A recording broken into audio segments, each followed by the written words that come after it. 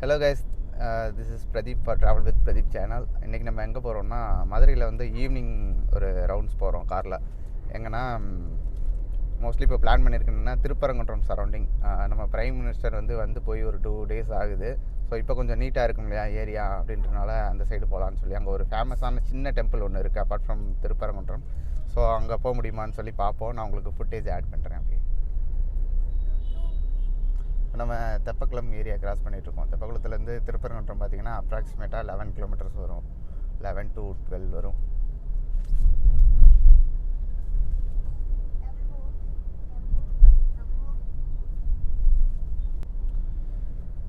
தெப்பக்குளம் பார்த்திங்கன்னா இப்போ வந்து மதுரையோட பீச்சுன்னு சொல்லலாம். ஒரே ஒரு டெஸ்டினேஷனாக இருந்துச்சு. மதுரையிலேயே வந்து எல்லா மக்களும் வந்து இங்கே தான் வருவாங்க. ரொம்ப இந்த ரோடெலாம் வந்து பார்த்திங்கன்னா வீக்கெண்டானா ரொம்ப கன்ஜஸ்டடாக இருக்கும்.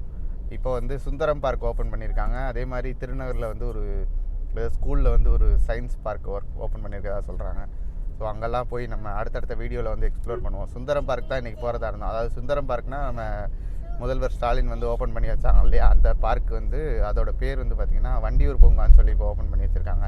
அதோட பழைய பேர் வந்து பார்த்திங்கன்னா சுந்தரம் பார்க் அப்படின்னா தான் மக்களுக்கு தெரியும், மதுரை மக்களுக்கு தெரியும்.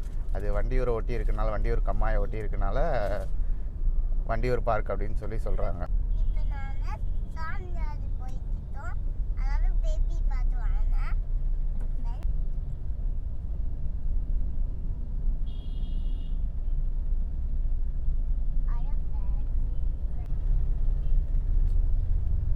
காமராஜர் சாலை சிக்னல் வந்து இன்றைக்கி இவ்வளோ ஃப்ரீயாக இருக்கிறது வந்து ஆச்சரியமாக இருக்குது.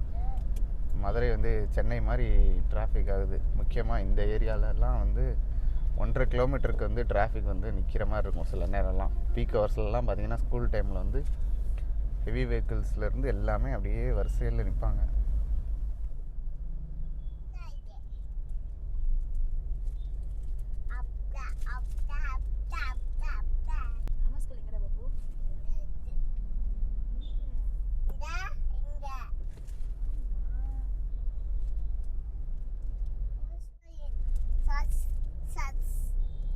Church, correct.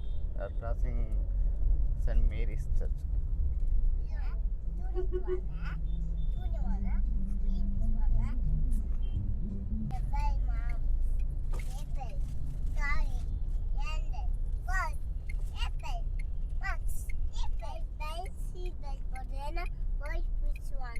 Yes, seat belt போடுறேன்னா போலீஸ். இங்கே வந்து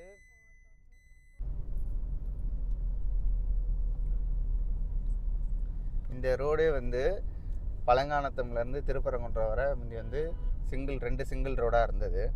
இப்போ வந்து கொஞ்சம் அவங்க முடிஞ்ச அளவு வந்து 2 அகலமான ரோடாக வந்து எக்ஸ்டெண்ட் பண்ணியிருக்காங்க. இங்கிட்டு 2 லேன் இருக்கும், அங்கிட்டு 2 லேன் இருக்கும். ஸ்டில் வந்து ஒரு லேன் வந்து ஆக்குபைடாக இருக்கும், பட் ஃபேர் பெட்டராக இருக்கும் அப்போ கொஞ்சம் போகிறதுக்கு. திருநகர்லாம் வந்து ரொம்ப அவுட்டராக இருந்தது. இப்போ கொஞ்சம் பரவாயில்ல, நல்ல டெவலப் ஆகிட்டனால நிறைய வெஹிக்கிள் மூவ்மெண்ட்ஸ் வந்து இந்த பக்கம் இருக்குது. ஆல்மோஸ்ட் சிட்டியாகவே மாறிடுச்சு இந்த ஏரியாலாம். நீங்கள் பார்த்தா தெரியும். மதுரைக்கெலாம் ரொம்ப நாள் முன்னாடி வந்தவங்க இந்த வீடியோ பார்த்தீங்கன்னா உங்களுக்கு வந்து நல்ல பெரிய டிஃப்ரென்ஸ் தெரியும். நாங்களாம் இங்கேயே இருக்கனால எங்களுக்கு இந்த இது தெரியலை, வித்தியாசம் தெரியல. இந்த ஆர்ச்சுக்கு இந்த பக்கம் காட்டினியா கேட்வே ஹோட்டல் இருந்துச்சு. கேட்வே வந்து நல்லாயிருக்கும். மேலே வந்து ரொம்ப பீஸ்ஃபுல்லான ஒரு அட்மாஸ்பியர் இருக்கும். நிறைய மயிலெலாம் மேலே பார்க்கலாம். சின்ன மலை தான். தாஜ் கேட் மயிலெலாம் பார்க்கலாம். பெர் டே சார்ஜஸ் வந்து அங்கே என்ன இருக்குன்னு தெரில. ஆல்மோஸ்ட் 20,000-25,000 அந்த மாதிரிலாம் இருக்குது. ரூம்ஸ் அங்கே இருக்குது. பேசிக் வந்து 10,000 அந்த மாதிரிலாம் இருக்குது. நல்ல ஒரு செக்கிங்க்கு அப்புறம் தான் உள்ளே அனுப்புவாங்க. நல்லாயிருக்கும். மதுரை தாஜ் வந்து நல்லாயிருக்கும். இந்த ஏரியாலாம் பார்த்திங்கன்னா நல்லா டெவலப் ஆகிடுச்சு. இங்கே வந்து முந்தி ரோடு இவ்வளோ தூரம் வந்து இந்த கர்சல் எல்லாம் நிறைய பண்ணுவாங்க. இந்த இடம் பார்த்திங்கன்னா ரைட் சைடில் வந்து மன்னார் காலேஜ்னு சொல்லுவோம். மதுரையில் வந்து பேச்சு வழக்கில் வந்து மன்னார் காலேஜ்ம்போம். ஆனால் மன்னர் காலேஜ் அப்படின்றது தான் மன்னரோட பேரில் இருக்கிறது தான் மன்னார் காலேஜ் சொல்லுவோம். இதுவாக இருக்கட்டும், உள்ளே வந்து சௌராஷ்டிரா காலேஜ் இருக்குது. ஸோ இந்த மதுரையில் வந்து ஒவ்வொன்றுமே சொல்லணும்னா என்ன சொல்ல, ஒவ்வொன்றுமே ஒரு வரலாற்று சிறப்பு மாதிரி இருக்கும். இதெல்லாம் வந்து ரொம்ப பழைய காலேஜ், ரொம்ப வருஷங்களாக இருக்கக்கூடிய காலேஜ் தான் இதெல்லாம். இந்த இடமே வந்து கம்ப்ளீட்டாக மாறி இருக்கும். நீங்கள் சின்ன வயசில் மதுரையில் படிச்சுட்டு வேறு ஊரில் செட்டில் ஆகிருக்கீங்க அப்படின்னா உங்களுக்கெல்லாம் இந்த வீடியோ பார்க்குறப்ப ஒரு பெரிய டிஃப்ரென்ஸ் வந்து தெரியும். மதுரையில் வந்து எவ்வளோ கஃபே ரெஸ்டாரண்ட்ஸ் எல்லாமே வந்து மாடர்னாக மாறி இருக்கு அப்படின்றது தெரியும் நமக்கு. இது வந்து இந்த வீடியோ வந்து ஒன்றும் பெரிய எந்த ஒரு கண்டென்ட் பெருசாக கிடையாது. நாங்கள் ஒரு டெஸ்டினேஷன் போகிறோம். ஸோ அந்த டெஸ்டினேஷன் போகிற வழியில் மதுரை வந்து எப்படி இருக்குது, எவ்வளோ சேஞ்சஸ் ஆகிருக்குன்றது உங்களால் கண்கூட பார்க்க முடியும்.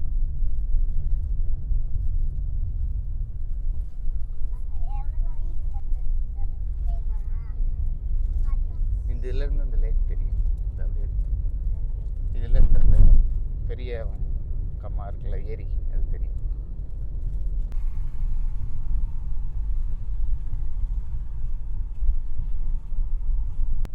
சொல்கிறேன்.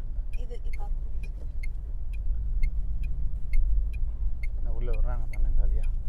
இதான் திருப்பரங்குன்றம். மற்ற ஊர்லேருந்து வர்றவங்களுக்கு மெயின் என்ட்ரன்ஸ். நேராக பார்த்தீங்கன்னா கோவில் தான் இருக்கும். திருப்பரங்குன்றத்துக்கு 2 வழியாக வரலாம். ஒன்று இப்போ நம்ம வந்த மாதிரி பெரியார் பஸ் ஸ்டாண்ட்லேருந்து பக்கத்தில் வர வழியில் வரலாம். அப்படி இல்லைன்னா அவனியாபுரம் போயிட்டு, அவனியாபுரம் ஜல்லிக்கட்டுலாம் நடக்கும் தெரியுமா, அந்த ரோட்டில் இருந்து, அதுதான் திருப்பரங்குன்றம் ரோடு.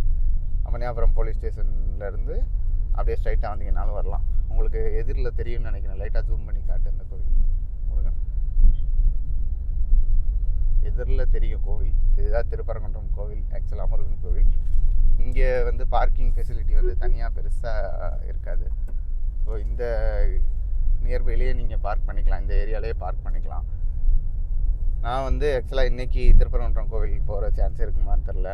நாங்கள் வந்து பக்கத்தில் ஒரு சின்ன டெம்பிள் இருக்குது, ஒரு சிவன் டெம்பிள். ஸோ அங்கே போகலான்ற ஐடியாவில் தான் வந்திருக்கோம்.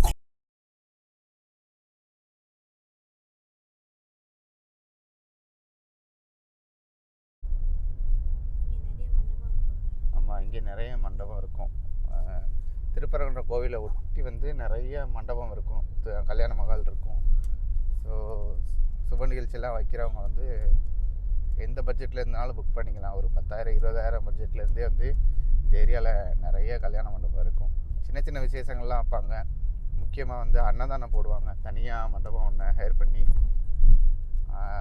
இது வந்து என்ன சொல்ல, கொஞ்சம் இந்த ஏரியாவில் திருவண்ணாமலை மாதிரியே இங்கே வந்து நிறைய மக்கள் இருப்பாங்க. அவங்களுக்காக வந்து இங்கே அன்னதானம் வந்து தனியாக அரேஞ்ச் பண்ணி பண்ணுவாங்க. இதுதான் திருப்பரங்குன்றத்தோட கிரிவல பாதை அப்படின்னு சொல்லலாம். மலை இந்த வழியாக வந்து ஒரு 3-4 கிலோமீட்டர் வரும்னு நினைக்கிறேன் மேக்ஸிமம். இங்கே மலையை சுற்றி வந்துடலாம். இந்த ஏரியா மக்கள் தான் வந்து சமீபத்தில் இந்த பிரச்சனை அப்போ வந்து அவங்களா செல்ஃபாக போராட்டம் பண்ணாங்க அப்படின்னு சொல்லிடலாம். நீங்கள் நிறைய நியூஸ் பார்த்துருக்கலாம்.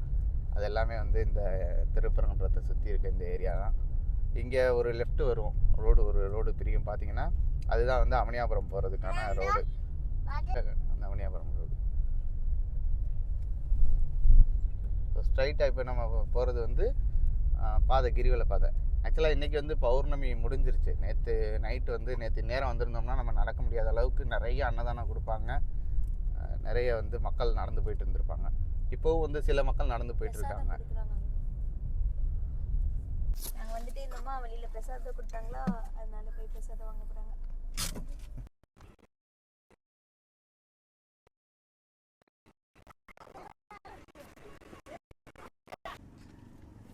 அன்னதானம் வாங்கிட்டோம். இந்த நேற்றே பௌர்ணமி முடிஞ்சுன்னு சொன்னேன். ஆனால் இன்னுமே வந்து நிறைய பேர் அன்னதானம் கொடுக்குறாங்க. ஒரு வழியாக அன்னதானம் வாங்கிட்டோம். ஆனால் சாப்பிட தான் இப்போ எங்கேயாவது நிப்பாட்டி கேடாக இருக்குன்னு பார்த்து சாப்பிடுவோம்.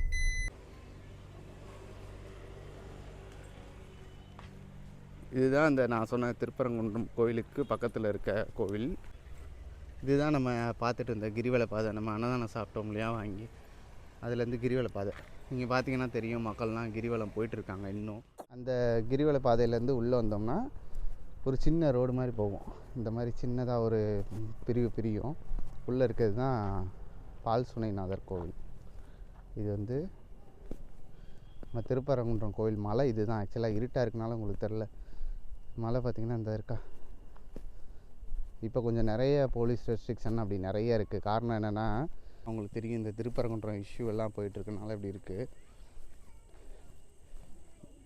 இங்கே பார்த்தீங்கன்னா கொஞ்சம் தூரம் தான் நடந்தோடனே கோவில் தெரியும். நான் கோவில்கிட்ட போயிட்டு சாமியை முடிஞ்சால் காட்டுறேன்.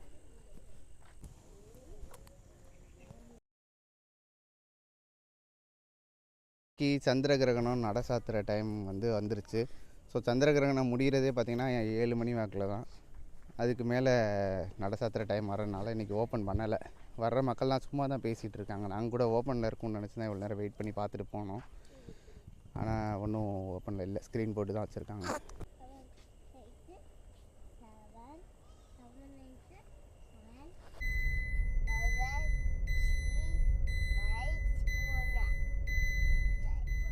நம்ம போகிறப்ப அந்த இன்னொரு ரூட் வழியாக போனோம், வர்றப்ப அவனியாபுரம் ரூட் வழியாக வரோம். இப்போ இந்த அவனியாபுரம் ரூட்டில் இந்த இடத்துல தான் பார்த்தீங்கன்னா நீங்கள் ரோட்லேயே அந்த கேலரி போட்டதுக்கான அந்த இதெல்லாம் பார்க்கலாம், மார்க்கிங்ஸ்லாம் பார்க்கலாம். இங்கே தான் வந்து ஜல்லிக்கட்டு நடைபெறும். இந்த கேலரியெல்லாம் இங்கே தான் வச்சுருப்பாங்க. இதுதான் வந்து Thiruparankundram main road. Avaniyapuram to Thiruparankundram main road. மதுரையிலேருந்து திருப்பரங்குன்றம் போகிறதுக்கு 2வது மெயின் ரோடு.